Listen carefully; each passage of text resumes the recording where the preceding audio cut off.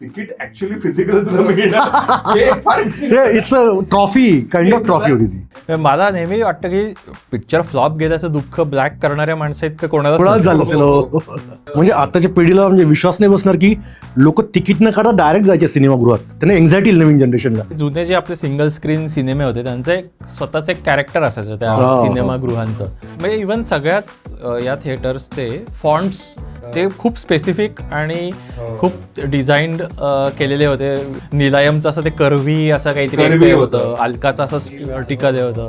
2001 नंतर हळूहळू स्टार बनण्याची प्रोसेस बंद पडली. Hrithik Roshan was last superstar आणि तो खूप चालला होता सिंगल स्क्रीन मध्ये. कहो ना प्यारे मी मला वाटतं निलायमलाच बघितलं होता. ही माझ्यात आणि सिनेमामध्ये कोणी नव्हतं दुसरं. करेक्ट. आता मला 50 गोष्टी मध्ये मध्ये करावे लागतात. तर हे काय म्हणजे हे सगळे मधले मिडलमॅन कशासाठी येतात? मल्टिप्लेक्सचा धंदा मुख्य फूड आयटम्स विकण्यावर आहे जास्त रादर दॅन सिनेमाच्या तिकिटापेक्षा. पण एक मला फरक असा वाटतो की सिनेमा बघणं हा प्राईम उद्देश असायचा. हा सुरुवातीला सुद्धा एक माफक 3-4 सिनेमा 2-3 सिनेमाचे ट्रेलर असायचे, हा. बाकी काही नव्हतं. अरे आता अर्धा तास पकवतात रे. आता स्वच्छतागृहांचा मुद्दा फार महत्वाचा आहे आणि बायकांना स्कोपच नव्हता जाण्याचा. त्यामुळे ते फक्त पुरुषी असायचे आणि ते घाण असायचे. आणि मग त्या तुलनेने मल्टिप्लेक्स बघतो तेव्हा मला वाटतं की आपण कुठल्या दुसऱ्या देशात वगैरे आलो की काय. ते बदल जे होतात त्यात काही जुन्या जगातल्या काही सुंदर गोष्टी पण हरवतात. ते मुख्य दुखणं ते आहे की आता मी मल्टिप्लेक्स सिनेमा बघतो, आवडीनं बघतो, मला मान्य, पण मी खूप गोष्टी मिस पण करतो सिंगल स्क्रीन एरामधल्या.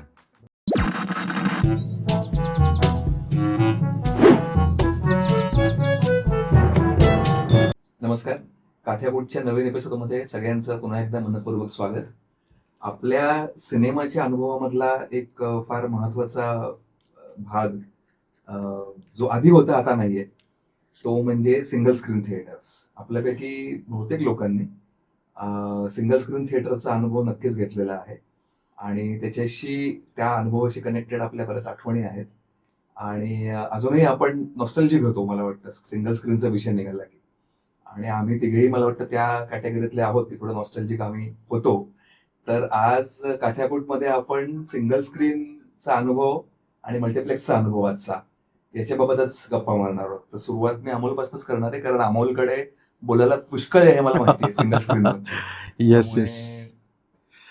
आपण ना जेव्हा सिंगल स्क्रीन थिएटर एक्सपिरियन्स असं म्हणतो ना तेव्हा तो मुंबईतला वेगळा असतो, तो पुण्यातला वेगळा असतो, खानदेशातला वेगळा आहे, मराठवाड्यातला वेगळा आणि विदर्भातला वेगळा आहे. तेव्हा ते एक ब्लँकेट टर्म ठीक आहे सिंगल स्क्रीनमध्ये थिएटर सिनेमा होण्याचा एक्सपिरियन्स, पण ते प्रत्येक ठिकाणी वेगळे अनुभव आहेत. आणि फॉर इन्स्टन्स मी मराठवाड्यात सिंगल स्क्रीन थिएटरमध्ये भरपूर सिनेमे बघितलेत. तिथं अशा काही गोष्टी होत्या ज्या मी पुण्यात जेव्हा सिंगल स्क्रीनमध्ये सिनेमे बघितले तेव्हा त्या नव्हत्या पुण्यातल्या सिंगल स्क्रीनमध्ये. म्हणजे आमच्या परभणीच्या काही थिएटरमध्ये चटई सेक्शन होतं आणि असं म्हणजे आपल्याकडे स्टॉल असतो, मग मागची असतात ना बाल्कनी असं होतं ना त्यावेळेला. तर आमच्याकडे चटई सेक्शन असं समोर की चटईवर लोक बसायचे आणि सिनेमा बघायचे आणि त्याचं तिकीट 5 ते 10 रुपये असायचं फक्त आणि ते फुल असायचं नेहमी. आणि गर्दी नसली की लोक झोपून विपून वगैरे सिनेमा बघायचे म्हणजे तिथे असते. रिक्लायनर तेव्हापासून आहे तुमच्या. रिक्लायनर आहे तेव्हापासून ते आणि सगळ्यात स्वस्त रिक्लायनर होतं ते. तर ते मला फार ते फॅसिनेटिंग वाटायचं की प्रत्येकाला त्या छताखाली जागा होती. म्हणजे आमच्या परभणीतला सगळा श्रीमंत माणूस बाल्कनीवर बसायचा आणि सगळं श्रमिक वर्ग चटई सेक्शनमध्ये बसायचा आणि मिडल क्लास मधल्या खुर्च्यांवर बसायचा. म्हणजे मला तेव्हाच लक्षात आलं की सिनेमा आहे की ती सर्वसमावेशक कला आहे. प्रत्येकासाठी जागा आहे थिएटरच्या तिथे आणि सोय केली जायची तेव्हा लोकांची की ठीक आहे तुझ्याकडे पैसे नाही येत ना तर तू येऊन बस चटईवर बस. पावसाळ्यात तिथे चिखल वगैरे होतं तरी लोक बसून सिनेमा बघायची. दुसरी एक गोष्ट म्हणजे ना आमच्याकडे थिएटरमध्ये डबे आणण्याची प्रथा होती. म्हणजे खूप लोक डबे घेऊन यायचे आणि परभणी शहर तसं 18 पगड जाती धर्माचं शहर होतं. मुस्लिम टक्का बराच होता, प्रत्येक जाती धर्माचे लोक होते. तर ते प्रत्येक जण आपले खाद्यपदार्थ घेऊन यायचे तिथे आणि ते मध्यंतरात सगळे डबे उघडायचे आणि तो सगळा वास थिएटरमध्ये पसरायचा एकदम असा तो. तर मला फार ते आवडायचं तेव्हा त्या काळात मला प्रचंड आवडायचं ते. आता ते होईल तर मला आय डोंट नो माझी रिॲक्शन काय असेल की मी मल्टिप्लेक्समध्ये गेलो आणि कोणते डबा उघडून खातोय माझ्या बाजूला तर मी कसं रिॲक्ट करेल मला माहीत नाही. पण तेव्हा ते मला फार फॅसिनेटिंग वाटायचं आणि ह्या 2 गोष्टी फार महत्त्वाच्या होत्या. आणि आमच्याकडे सिनेमे चालायचे ते मुख्यत्वे धर्मेंद्र, मिथून, जितेंद्र, साऊथ इंडियन डब हे खूप चालायचे आमच्याकडे, जोरदार चालायचे. म्हणजे मेनस्ट्रीम हिरोला फारशी जागा नव्हती त्यावेळेस, नंतर ती वाढत गेली. पण आता आपण ज्यांना खान, सनी देओल, गोविंदा त्यांच्या सिनेमापेक्षा हे सिनेमे जास्त चालायचे तिथे.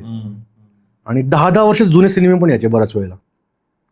So अशा त्या बऱ्याच फॅसिलिटी वेगवेगळ्या गोष्टी होत्या.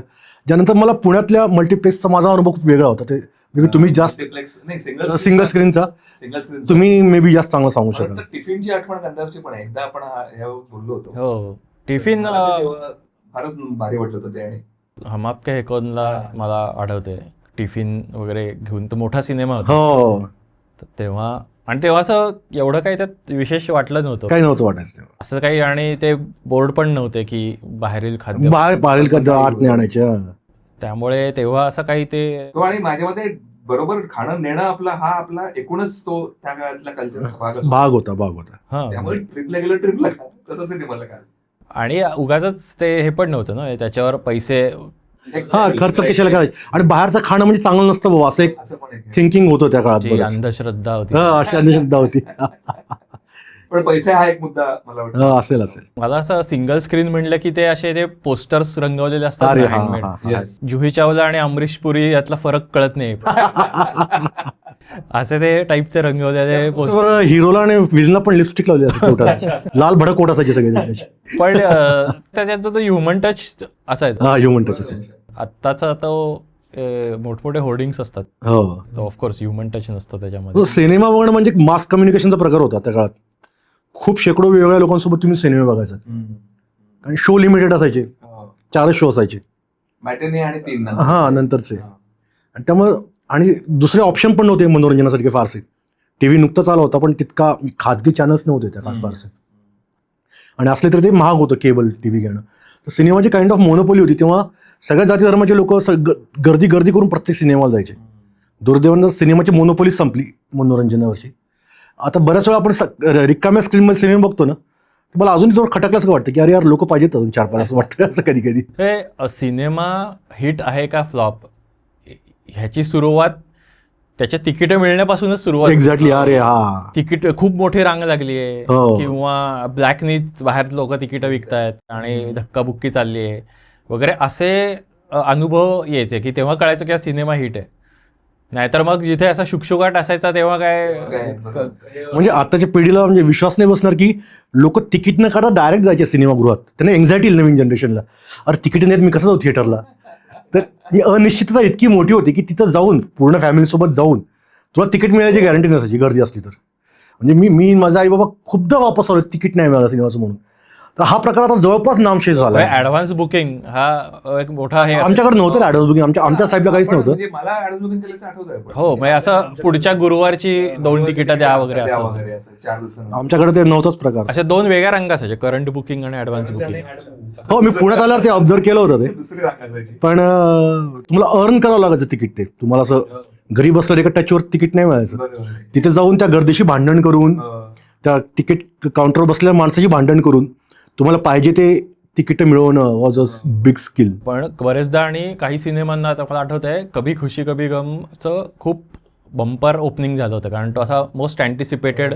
जुना superstar Amitabh, current superstar Shahrukh आणि फ्युचर सुपरस्टार ऋतिक अशी जाहिरात त्याची होती. तेव्हा आय थिंक 12वीत होतं 11वीत होतं तेव्हा. असं तिथे खूप धक्काबुक्की आणि सगळं झालं. आणि मग असं 2दा तिकीट न मिळताच परत यावं लागलं वगैरे. आणि मग त्यांनी तिथे हे सुरू केलं की एकाला 4च तिकीटं मिळू शकतात मॅक्सिमम वगैरे, असे त्यांनी मग लिमिट हे सुरू केलं. नाही तर मग लोक काय होते की दोघांना दुसऱ्यांना सांगायचे की आमची पण 2 तिकीटं काढा तुमच्याबरोबर वगैरे असं. तर ते असे तेव्हा कळायचं. आणि मला ते म्हणजे तिकीट ऍक्च्युअली फिजिकल तुला मिळणार. It's a trophy, kind of trophy होती ती. असं तो कागद असायचा, घाण कागद असायचं. घाण कागद. ती छपाई स्पष्ट असायची आणि त्याच्यावरती नाव लिहिलं. सिरियस नाव पण ठरत असायचं ऑफकोर्स. आणि सीट नंबर आणि अरे आमच्याकडे आहे, आमच्याकडे सीट नंबर पण नसायचे. स्टॉलचं तिकीट काढलं ना, जिथं स्टॉल जागा मिळते जाऊन बसायचं. First come first serve basis होतं ते. वेस्टर्न तुमचा थोडा वेस्टर्न असं ते यार विचित्र होतं ते. आणि सहसा बाल्कनी आमच्याकडे स्त्रियांसाठीच रिझर्व प्रकार होता जवळपास. कारण खाली खूप मासी ऑडियन्स असायचा. ते शिट्ट्या, अरबट चरबट कॉमेंट्स वगैरे भरपूर चालायचं. तर जवळपास रिझर्व असायचं बायकांसाठी किंवा फॅमिली सेक्शनसाठी असं. ते एकट्या दुकट्या पुरुषांना सहसा सोडत नव्हते बाल्कनीमध्ये. असं ते एक विचित्र होतं. म्हणजे आपण समजा आतल्या एक्सपिरियन्स बद्दल बोललो तर हे मात्र खरं आहे की म्हणजे चेअर्स हम्म. तिथल्या किंवा ऑडिओ व्हिज्युअल त्याची क्वालिटी एकूण किंवा एकूणच तिथला हवेतला उकाडा म्हणा किंवा काय तर पंखे बिंके येतात त्यावेळेला किंवा ते बंद पडणं म्हणजे प्रोजेक्टर बंद पडून हो interruption येणं. हो हे खूप सवयीचे बाबत सवयीचे आहे. बाबत. आणि I think we were used to discomfort थोडासा त्यावेळेला. पण एक मला फरक असा वाटतो की सिनेमा बघणं हा प्राईम उद्देश त्यावेळेला. उद्देश असायचा हा म्हणजे आत्ताच्या ह्याच्यामध्ये असं होतं की तुम्ही मॉलमध्ये जाता मग Experience. सिनेमा पण बघता मग खरेदी करता किंवा असं. तर तसं तेव्हा हे होत नव्हतं की it was completely meant for cinema exactly. असं मात्र होतं. म्हणजे आपण घरातनं निघायचो सिनेमा बघायला तेव्हाच ते एक तो एक्सपिरियन्स सुरू झालेला असायचा. असं एक्झॅक्टली. आणि त्या सिनेमात म्हणजे मला हेच वाटतं की म्हणजे मला असं वाटतं की माझ्यात आणि सिनेमामध्ये कोणी नव्हतं दुसरं. करेक्ट. एक मी जायचो तिकीट काढायचो आणि 2 पायऱ्या फक्त असायच्या त्या चढून जायचं किंवा एक जिना चढून बाल्कनीतून जायचं बास. आता मला 50 गोष्टी मध्ये मध्ये कराव्या लागतात. तर हे काय म्हणजे हे सगळे मधले मिडलमॅन कशासाठी आहेत असं म्हणजे असं. आणि जुने जे आपले सिंगल स्क्रीन सिनेमे होते त्यांचं एक स्वतःच एक कॅरेक्टर असायचं त्या हो. सिनेमागृहांचं. मोस्टली मी मंगला सिनेमा जायचो किंवा निलायमला जायचो. राहुल होतं का तेव्हा? राहुल होतं. प्रभात राहुल. मला मंगला राहुल पर्सनली प्रचंड आवडायची मला. हो या सगळ्यांचं असं एक आर्किटेक्चर होतं स्वतःचं. विक्ट्रीचं विक्ट्रीचं काय एक्झॅक्टली. सुंदर. आणि तुला असं कुठेतरी तू गेलायस एका रॉयल ठिकाणी किंवा एका स्पेशल ठिकाणी असं फील यायचा की हे मॉलमधले म्हणजे जे PVR किंवा आपले जे सगळे मल्टिप्लेक्स आहेत त्याच्यात तो फील येत नाही. म्हणजे तू असं मला तर असं वाटतं की काय आय एम बिंग रॉब्ड की कुठे प्रत्येक गोष्टीसाठी मला पैसे खर्च करावे लागत आहेत असं त्या एका फिलिंगनी थोडं तिथे. आणि तू कॅरेक्टरचं म्हणलास ना, सिंगल स्क्रीन थिएटर कुठल्या लोकॅलिटीमध्ये ह्याच्यावर डिपेंड असतं की तिथं कुठला सिनेमा लागणार आहे. म्हणजे मी पुण्याचं उदाहरण देतो. अल्पनामध्ये कधी तुम्हाला धर्माचे किंवा यशराजचे सिनेमा तुम्हाला लागले दिसणार नाहीत. विशिष्ट टाईमचे सिनेमे लागायचे हो. आणि तो एरिया आजूबाजूचा. आमच्या परभणीत पण असे 2-3 एक थिएटर गावाच्या बाहेर होतं. तिथं असेच सेमी पॉर्न मूवीज लागायच्या. किंवा एक गावातली कामगार वस्ती होती तिथं फक्त मिथूनचे सिनेमे लागायचे किंवा रामसेचे सिनेमे लागायचे. तर ते कुठल्या लोकॅलिटीमध्ये थिएटर आहे त्यावर ठरायचं की त्यावर तिथे कुठला सिनेमा लागणार आणि तिथं कुठल्या प्रकारचा ऑडियन्स येणार आहे. फॅमिली होण्यासाठी वेगळं 1-2 चांगले अजून जरा ठेवणीतले त्या थिएटर असायचे. बरोबर. तर ती अशी एक ती व्यवस्था होती म्हणजे त्याच्याशी उतरंडीची व्यवस्था होती. प्रभात टॉकीज अगदी अप्पाभाऊ चौकात आहे. हा. तिथे एकदम चांगले मराठी सिनेमे असं हा. माझी मेमरी आहे. इतर पण लागले असतील हिंदी. अलका इंग्लिश सिनेमासाठी होती. अलका इंग्लिश आणि मराठी पण अलका होती. विजय. अलका आणि विजय. हो. ते पण मराठीसाठी बाय द वे अलका बंद झाल्याचं माहिती असेल. हो फार दुःखद हे होती ते बातमी. शेवटचं आता बंद झालेलं आहे थिएटर बर पुण्यातलं मला. बर. कारण बाकी सगळे आता कुठलेच नाहीयेत. अलकाच फक्त. विक्ट्री चालू आहे. विक्ट्री चालू आहे. विक्ट्री चालू आहे. पण त्याने हे केलंय ना. रिनोव्हेट केलंय थोडं.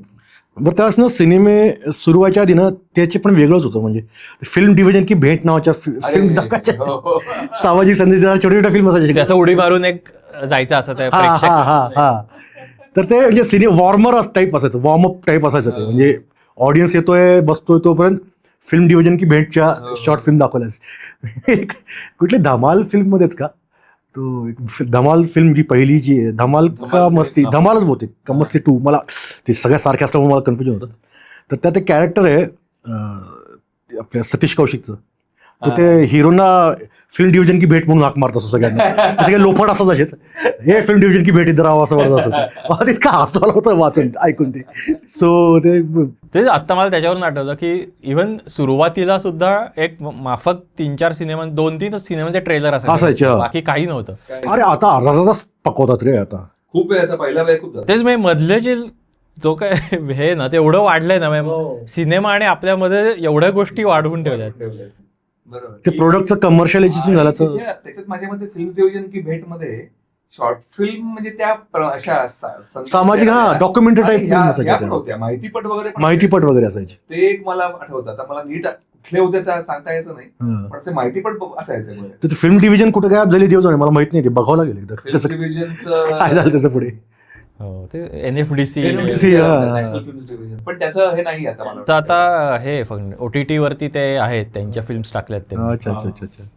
पण असे आणि प्रत्येक सिनेमाचे ना म्हणजे प्रत्येक थिएटरचे असं वेगवेगळे बेस्ट सीट लोकेशन असायचे की या हा. थिएटरमध्ये गेलं तर या या कोपऱ्यातलं किंवा या इथली scene. चांगलं असतं वगैरे असं. किंवा आता मला आठवतंय विजय थिएटर जे आहे तर ते पूर्वी ॲक्च्युली नाट्यगृह होतं लिमये नाट्यचित्र मंदिर. तर तिथे ना उलटं होतं, तिथे ना खालती बसलं स्टॉलला की चांगलं ऐकू यायचं, चांगली साऊंड सिस्टीम होती.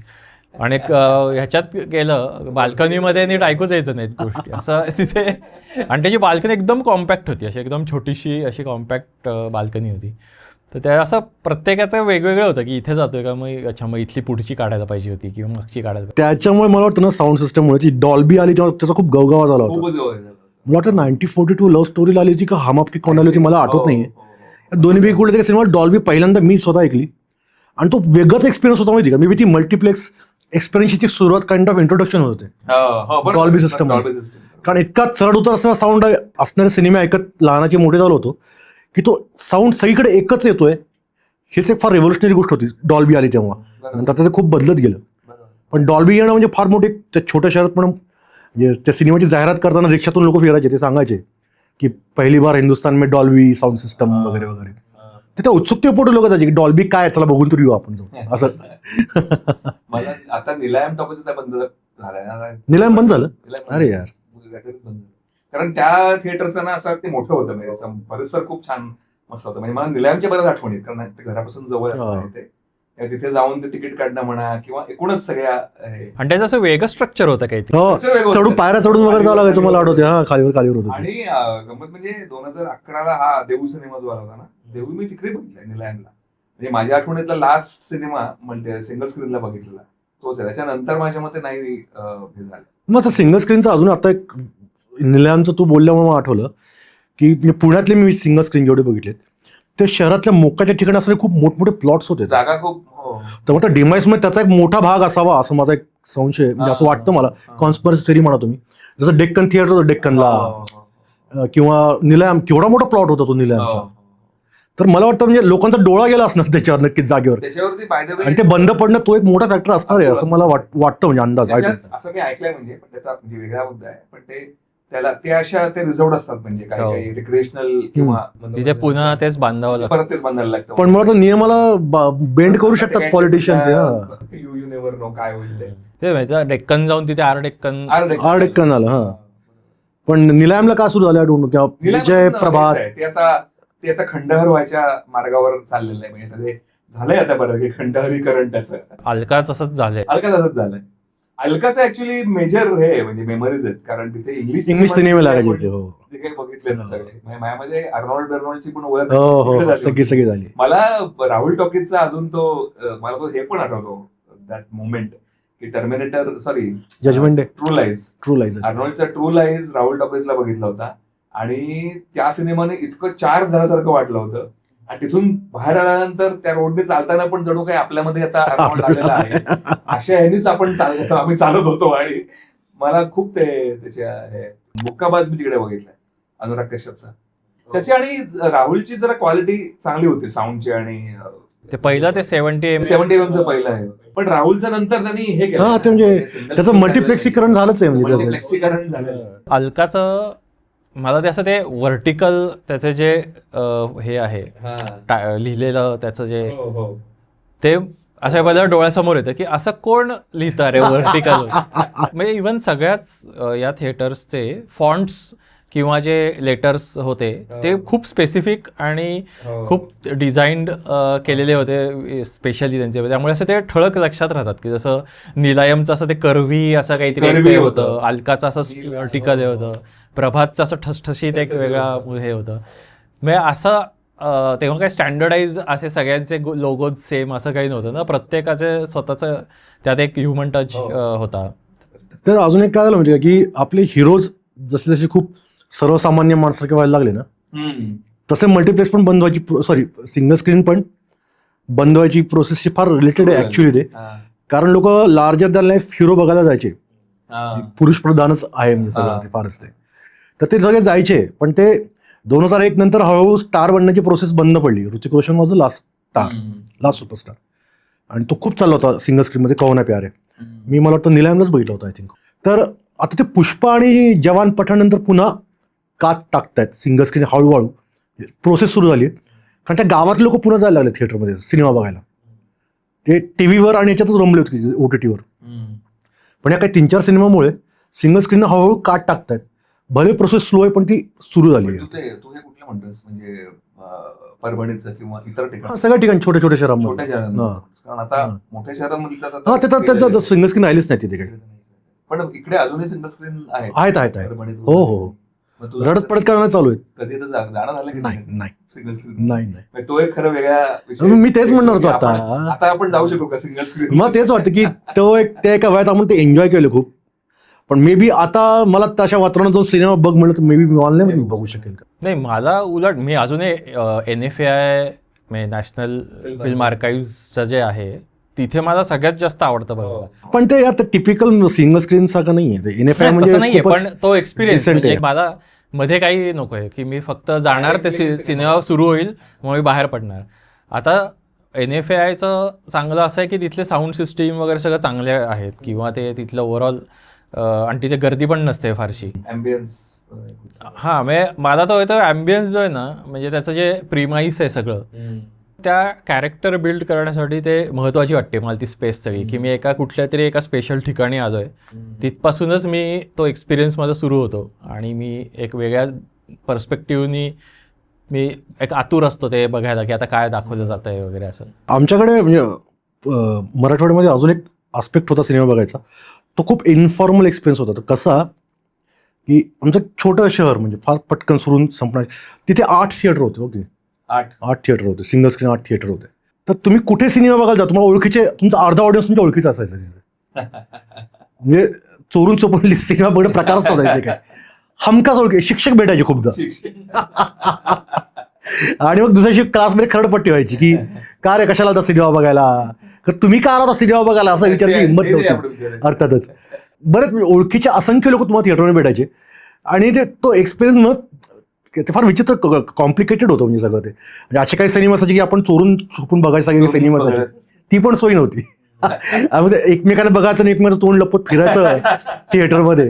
हे फार एक खास तो मराठवाड्यातल्या सिंगल स्क्रीनचा खास अनुभव होता तो. तर ते थिएटरमध्ये भेटणारे लोक हा पण एक आस्पेक्ट होता आमच्याकडे. सिनेमा बघणं पर्सनल अनुभव नव्हता. कोणतरी कोणी ओळखीचं भेटायचंच तुम्हाला तिथे आणि मग व्हायचं. आमच्या इथे सिनेमा एक हे होतं की असेच भेटलं कोणी की ते बसून काय सिनेमा बघायला का वगैरे. कशाला आलं इथे. जसं नॉस्टॅल्जिया आहे आणि अशा रम्य आठवणी आहेत तसं त्यातला हा पण भाग आहे मला वाटतं की जो मे बी आता आपल्याला हे होईल आवडणार नाही. म्हणजे एकतर अस्वच्छता वगैरे असणं हा एक भाग होता. लोकांच्या सवयी आपल्याकडच्या काही फार महाग त्याच्यामुळे त्याचा त्रास होणं किंवा लोक म्हणजे आणि आता जरा सुद्धा ते मोबाईलमुळे नवीन प्रॉब्लेम आलेलाच आहे. म्हणजे आता ते गेलं तर आता लोक मोबाईलवरती वगैरे बोलतात की प्रॉब्लेम वेगळे सुरू झाले. स्क्रीनचा त्रास तुम्हाला होऊ शकतो. स्वच्छतागृहांचा मुद्दा फार महत्वाचा आहे. आमच्याकडे इतके गलिच्छ आणि स्वच्छतागृह असायचे आणि बायकांना स्कोपच नव्हता जाण्याचे. त्यामुळे ते फक्त पुरुषी असायचे आणि ते इतके घाण असायचे.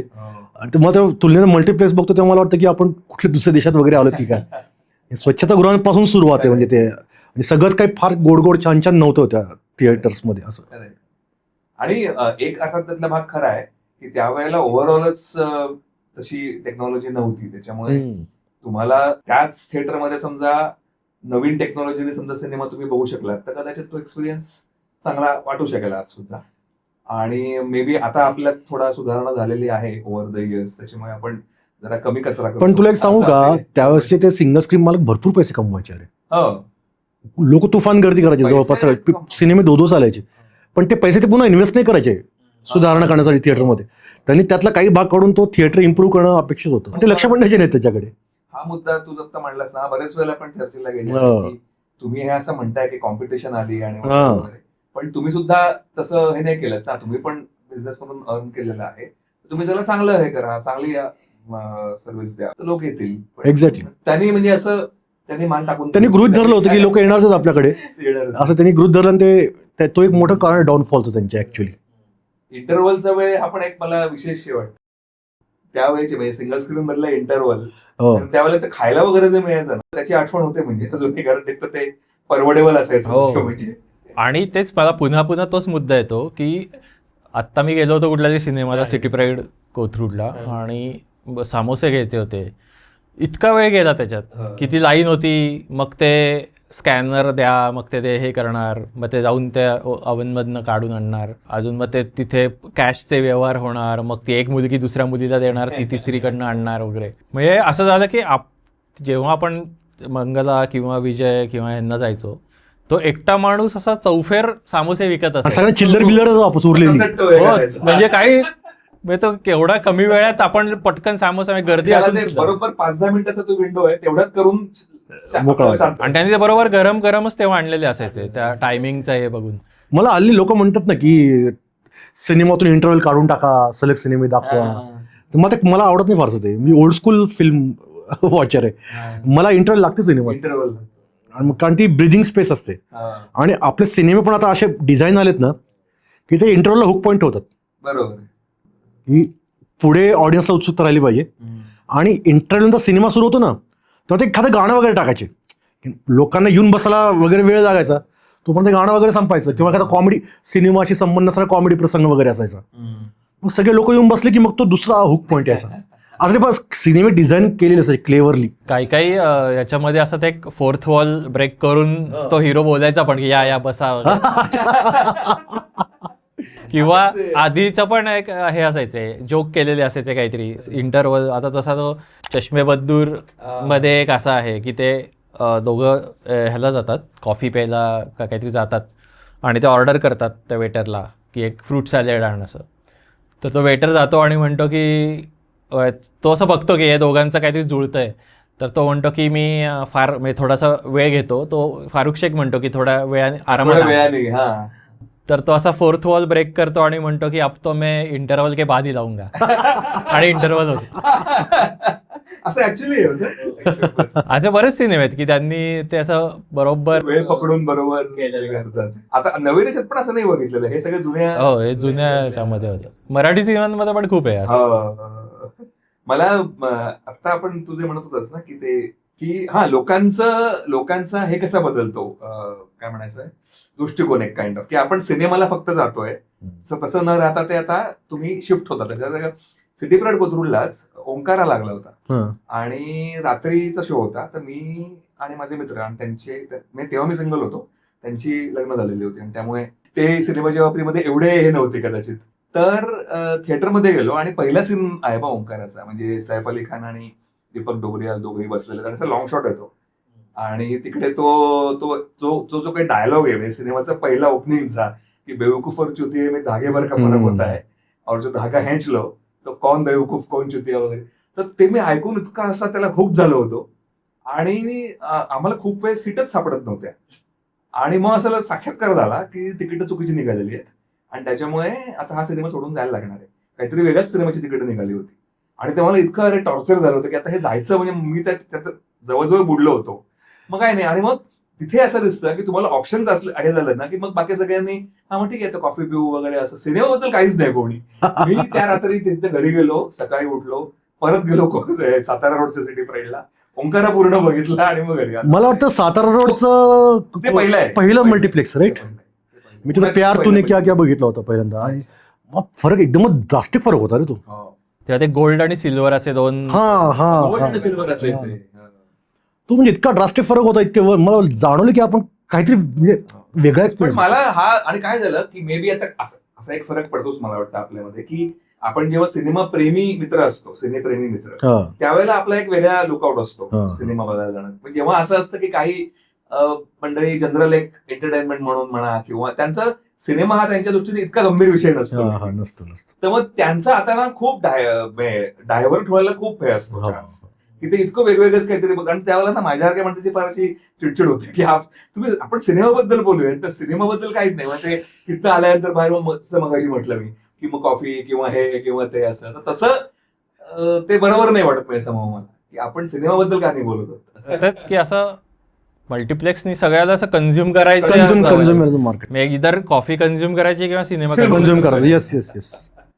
नंतर पर्सनल टच पण हरवलाय सिनेमा बघण्यातला. म्हणजे इकडे कसं असतं शेवटी बदल हे चांगले असते, सगळे बदल चांगले असतं की वाईट असं नसतं. त्याचे प्रत्येक बदल होणं गरजेचं असतं. तुम्ही किती वर्ष एकाच गोष्ट करत बसणार ना, ते होतातच बदल चांगले असतात. पण अगेन त्यात ते बदल जे होतात त्यात काही जुन्या जगातल्या काही सुंदर गोष्टी पण हरवतात. हा. ते मुख्य दुखणं ते आहे की हा. काही सुंदर गोष्टी पण हरवल्या. आता मी मल्टी सिनेमा बघतो, आवडीने बघतो, मला मान्य आहे. पण मी खूप गोष्टी मिस पण करतो सिंगल स्क्रीन एरामधल्या. पण ओव्हरऑल या भारतामध्ये सिंगल स्क्रीनचं अजून बऱ्यापैकी असणार आहे. आता आपण जिथे आहोत, पुणे, मुंबई किंवा मोठ्या शहरात, तिथलं चित्र आता आपल्याला माहिती आहे. पण इतर शहरांमध्ये सुद्धा कदाचित सिंगल स्क्रीन अजूनही असतील. आता ते 1% कमी झाला असेल, पण कदाचित अजूनही असेल. त्याचा एक, जसं मागे आपण म्हटलं होतं की तो सिंगल स्क्रीन मध्ये तिकिटाचा रेट हा एक फार कळीचा मुद्दा होता ना, की त्या कमी पैशामध्ये लोकांना सिनेमा बघता यायचा, त्यामुळे एक असा मोठा वर्ग सिनेमा बघू शकत होता.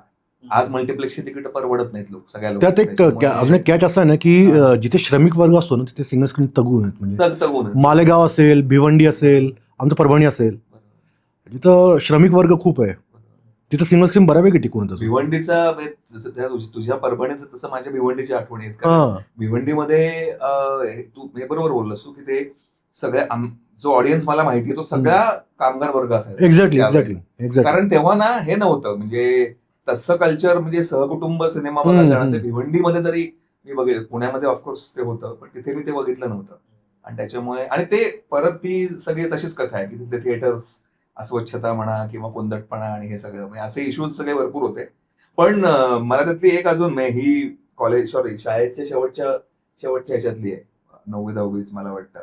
साजनच्या वेळेला मी पैसे टाकल्याचं बघितलं होतं.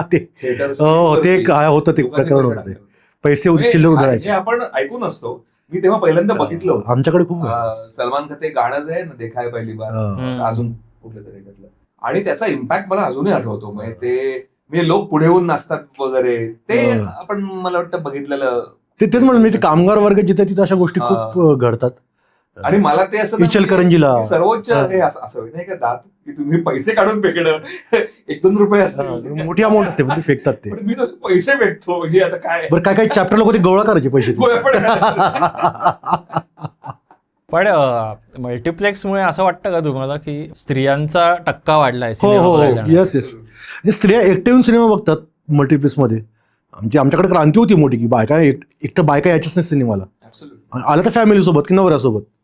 मग त्याची अजून एक साईड हे वाटतं मला असं की परिणाम, की सिनेमा कुठल्या बघायचा निर्णय पण स्त्रिया घेतात हल्ली. पहिले पुरुष ठरवायचा, मग आणि तो ऍक्शन मूवीज निवडायचा किंवा असं हिरो सेंट्रिक सिनेमा निवडायचा. आता स्त्रिया पण निवडायला लागल्या कुठला सिनेमा बघायचा, कुठला नाही बघायचा. हे मल्टिप्लेक्समुळे शक्य झालं. स्त्रियांचं पण असं मात्र होतं नक्की की काही स्पेसिफिक मूवीज ज्या हिट होत्या, फॉर एक्झाम्पल माहेरची साडी, त्याचा पूर्णपणे स्त्रियांचं आहे होतं. म्हणजे स्त्रिया गेल्या होत्या खूप. पण ते कसं व्हायचं, ते स्पेसिफिक सिनेमासाठी ती एक लाट होती, त्याच्यामुळे त्या बायका. पण मग नंतर परत ते थंड झालं. कल्चरल शिफ्ट एक प्रकार. वुमन फ्रेंडली नव्हतीच ना थिएटर्स, नव्हतीच. काही तिथे एकतर अस्वच्छता होती, तिथे टॉयलेट्स नव्हती, बाजू सीटवर कोणी येऊ शकतं, म्हणजे असं काइंड ऑफ. आणि तिथे असा काही कंट्रोल नव्हता की कोणी कसंही वागत होतं. कमेंट. अरे आमच्याकडे उन्हाळ्यात सिनेमा असला, पंखे गरम फेकायच्यात, लोक शर्ट काढून बसायचे सीटवर सिनेमा बघत. आता बायकांना कसं वाटत असेल थिएटर मधल्या त्या. पण आपण जे काही आहोत ते पण फॅन्टॅस्टिक इंडियन मेन, त्याला खरंच तोड नाही, तोडच नाही म्हणजे. आणि तू आपण आता हे जे म्हणतोय ना, तर मला आता त्याच्यावरनं सुचलं की हा मुद्दा बरोबर आहे की स्त्रियांना ते कसं त्यांच्या दृष्टीने हा नॉस्टॅल्जिया नसेल, मे बी नसेल. बरं झालं मल्टिप्लेक्स. खूप चांगलं. जसं उदाहरणार्थ नॉस्टॅल्जियाचा विषय निघाला की आपण जसं म्हणतो ना की पाटा बरवंट्यावरची चटणी आपल्याला आवडते, त्याचं बायकांना वाटतं का? नाही वाटत. खरं ते करायला लागायचं स्वतः, खरं खपायला लागायचं. त्याच्यामुळे तो एक फरक खूप आहे. ते लक्षातच ते मान्यच करायला पाहिजे. म्हणजे अस्वच्छतावरून मला आठवलं, म्हणजे की अलकाला मी गेलो होतो 2 वर्षापूर्वी, एक शेवटचा सिनेमा मी बघितला. हो, ते असं रडत खडत चालू होतं. ते असं काही एंट्रीच नाही वगैरे असं नव्हतं, तिथे चालू होतं. पण तिथे त्यांनी काहीच मेंटेनन्सचं शून्य, त्यांनी काहीच नाही केलेलं तिथे. तिथे जे असे ते पंखे, तुला आठवत असेल, लांब असे रॉडचे पंखे, त्याच्यावर जळमटं जी आहेत ती मला असं लिटरली वाटलं की मी एक होम अलोन बघितला होता तिथे. तिथलं एखादं जळमट तिथे अजूनही असणार आहे. ते काहीच त्यांनी किंवा ते सीट कव्हर पण मे बी तेच असतील अजूनही. त्यांना असं कधी त्याची वाटलीच नाही की आपली काही रिस्पॉन्सिबिलिटी आहे की हे स्वच्छ ठेवणं. आणि त्याच्यामुळेच काय होतं ना की ते म्हणजे त्यातल्या प्लस साईड्स ज्या आहेत त्या सगळ्या मिस करणं, ह्याच्याबरोबर हे पण मग जस्टिफाय व्हायला लागतं की शेवटी म्हणजे त्याला काही इलाज नव्हता. काही इलाज म्हणजे अशा सर्व्हिस नीट देत नाहीये देत तर नाही म्हटल्यानंतर ते संपणार आहात तुम्ही. आम्ही कोणीतरी ती गॅप बघणार बघणार. की हे रिसेंट हे नाहीये ते करणार. अजून एक खूप स्पेसिफिक सिंगल स्क्रीनचा नॉस्टॅल्जिया म्हणजे ब्लॅक करणारे लोक. हो. तो एक पूर्ण नामशेष झाला याच्यात मल्टिप्लेक्समध्ये, की असे पोराचे फिरायचे असं काहीतरी 50. रंगीलामध्ये आमिर खान तिकीट ब्लॅक रंगीला करत रोल असतो केलेला. हा. असं खूप मॉरल एक तिथे डायलेमा असायचा त्या कॉलेजच्या वयामध्ये, की असं तर शिकवलं नाहीये घरच्यांनी, असं हे चुकीचं आहे वागणं, पण आपल्याला पिक्चर तर बघायचं आहे, की आता आलोय लेक्चर सोडून तर आता काय लेक्चर सोडलं हे चालतंय म्हणजे. हा तर काय करायचं आता, दुसरा तर काय ऑप्शन नाहीये. असं ते एक खूप बरं ते थिएटर चालवणारी जी यंत्रणा होती त्याला कोणाच ऑब्जेक्शन नसायचं बघा ब्लॅक तिकिटावर. मी ते बघून न बघितलं करायचे त्यांना. तिकीट खिडक्यावरचा माणूस असेल किंवा तिथले तिकीट सोडणारे आत लोक सोडणारे असतील, ते लक्ष पण द्यायचे नाही तिकीट ब्लॅक करणाऱ्यांकडे, म्हणजे काही अनैतिक होते वगैरे. जमलं असतं आयडेंटिफाय करणं. पोलीस कधीच यायचे नाहीत. पोलिसांचे पण त्यांची लागे बांधी असायची त्यांची. किंवा तरी होत असतं. व्यवहार होते म्हणजे पोलिसांची त्यांची. पोलिसांची ते आता ऍक्सेप्टेड एक हे होतं, म्हणजे जसं स्टॉल, बाल्कनी आणि ब्लॅक असं ते असा तो एक ठरलेला क्रम होता. तर ते कसं वेल ऍक्सेप्टेड सगळं होतं. माझा एक मित्र फार इंटरेस्टिंग थेरी म्हणतो. तो म्हणतो की हे जे तिकीट ब्लॅक करणार आहेत ते सगळ्यांतर रिअल इस्टेटमध्ये गेले म्हणला लोक.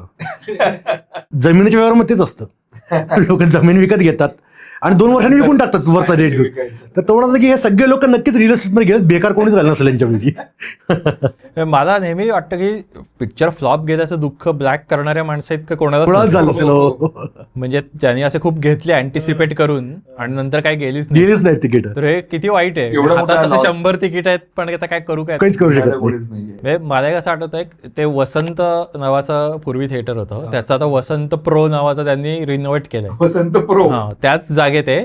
चांगलं साऊंड वगैरे चांगलं आहे, पण त्याचं बाकी सेमच असं जी आपलं खूप पायऱ्या चढून वगैरे वर जावं लागतं, तिथे काय लिफ्ट वगैरे नाही. तर तिथे मी तो शमशेरा नावाचा सिनेमा बघायला गेलो होतो रणबीर कपूरचा, आणि तो सिनेमा वाईट होता खूपच. सामोसा काय गोळा विकत होता वाटतं, तो बर्फाचा गोळा. तर तो दुसऱ्याशी बोलत होता आणि आम्ही कधी पहिल्या दुसऱ्या दिवशीच गेलो होतो. तर तो म्हणला की कसं चाललंय वगैरे असं, तर आमचं बोलणं चाललं होतं. तर म्हणलं कसला काय रणबीरचा सिनेमा, मला वाटलं भारी चालेल, काहीच नाही. मला असं कळलं की त्या रणबीर म्हणजे एका त्या हिरोवरती केवढ्या गोष्टी एक्झॅक्टली पॉईंट आहे. म्हणजे हा सिंगल स्क्रीनचाच हो, भाग आहे. हे हो. प्युअरली सिनेमावर अवलंबून लोक आहेत. ही मल्टिप्लेक्समध्ये आता त्यांचं फक्त सिनेमावरचं अवलंबित्व नाहीये. मल्टिप्लेक्सचा धंदा मुख्य फूड आयटम्स विकण्यावर आहे जास्त, रादर दॅन सिनेमाच्या तिकिटापेक्षा. आणि तिथे सगळे पगारी लोक असतात, त्यामुळे त्यांना काही तसं चिंता नसते त्यांना काही. ह्या लोकांचं विचारांचं कसं, आणि तू म्हणतोस ते बरोबर, शाहरुख खानचा सिनेमा म्हणलं की ते जाऊन घ्यायचे ते, त्यामुळे लोक येणार आहेत. तर स्टार कल्चर गेलं तसं वांदे झाले यांचे, कारण स्टार नाही तर स्टारला बघायला लोक पण येत नाहीत. म्हणजे आपण असं खरंच बघितलं, जसं असं फुटप्रिंट मोजतात, इकॉलॉजिकल फुटप्रिंट, कार्बन फुटप्रिंट वगैरे एखाद्या गोष्टीची, सर्व्हिसची, तसं ही जी फुटप्रिंट आहे एखाद्या हिरोची, म्हणजे अमिताभ बच्चन सारखा हिरो, त्याच्यावर किती लोक अवलंबून असतात खरंच. म्हणजे ते माहीत पण नसेल कोणाला, डायरेक्टली आणि इनडायरेक्टली. हे कल्चर सगळं त्या सिंगल स्क्रीनचं होतं, की त्या एका स्टारवरती सगळं इकोसिस्टम अवलंबून होतं. पण ब्लॅकने तिकीट कधी घेतलेत की नाही? हो, घेतली आता मला आठवत नाही, खरंच आठवत नाही.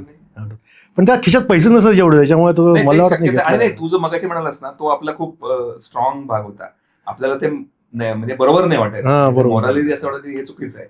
माझी अंधुक आठवण आहे, म्हणजे मी स्वतः घेतलं नव्हतं, पण त्यांनी घेतलं होतं मित्राने आणि आम्ही गेलो होतो. असं राहुल टॉकीजलाच गेलो होतो. बूम म्हणून सिनेमा जो आला होता, अच्छा, कैजात उस्तादचा, अमिताभ कैत्रीने का पहिलीची मूवी, त्याच्याबद्दल का कोणाच ठाऊक, पण ते अँटिसिपेशन होतं फार की हा बघायचा आहे आपल्याला वगैरे. का कोणाच ठाऊक नाही, तुला माहिती होतं का बघायचं? नाही, तो अँगल नाहीये. म्हणजे एक तर कायजात गुस्तादचं बॉम्बे बॉईज, त्याच्यामुळे थोडासा ना हा काहीतरी फाटके करतो असं पण एक होतं, आणि अमिताभचा रोल काहीतरी वेगळा आहे वगैरे. तू जे ज्या ह्याने म्हणतोयस ते आधी रिव्हील मला वाटतं झाले नव्हते मुद्दे, म्हणजे आता मला पण तेवढं आठवत नाही, पण एनिवे. तर त्याला गर्दी आणि खूप होती तेव्हा, मला तो शो आठवतो. म्हणजे तर तेव्हा बहुतेक फक्त ब्लॅकनी, आणि फार म्हणजे पश्चाताप झाला होता कशा करता हे ब्लॅकनी काढलं आणि हा सिनेमा बघितला. असं मी पण बहुतेक झालं होतं. डेक्कनला गदर लागला होता तेव्हा बहुतेक मला अंधुकच आठवतं की मी बहुतेक ब्लॅकने घेतलं. त्याने जाम हे केलं असेल. अरे ब्लॅक खूप डेक्कन केलं असेल. थिएटरला त्या प्रीमाइस मध्ये पाय ठेवायला जागा नव्हती. हो. तो सिनेमा आतापर्यंत सगळ्यात इतिहासातला सगळ्यात जास्त फुटफॉल मिळाला सिनेमा आहे हो ना. भारतीय इतिहासात. 10 करोड पेक्षा जास्त लोकांनी फुटफॉल. सिनेमा बघितलाय तो.